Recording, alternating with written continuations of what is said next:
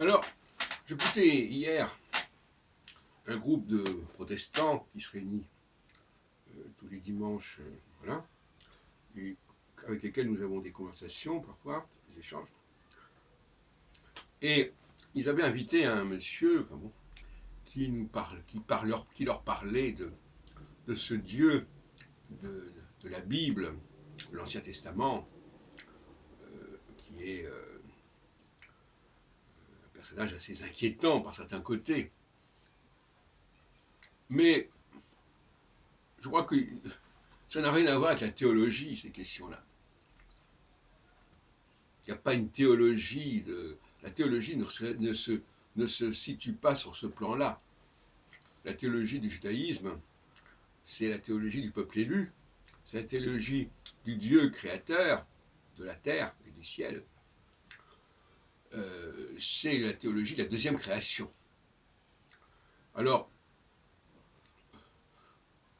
réduire cette théologie à une problématique de conquête, par exemple, c'est en quelque sorte mélanger les enjeux politiques et les enjeux théologiques. Ce qui est d'ailleurs une sorte de plaie pour toute la question de l'étude de la Bible. Soit, c'est assez curieux parce que soit on accorde trop d'importance à la dimension historique et qui va interférer avec la perception théologique, soit au contraire, la perception théologique va l'emporter excessivement sur la réalité historique.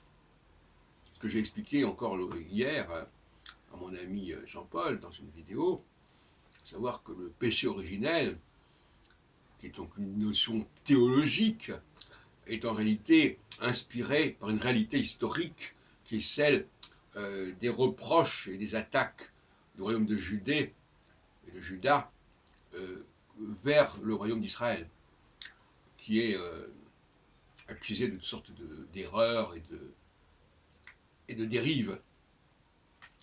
Et où donc il faut essayer d'équilibrer le rapport théologie-histoire.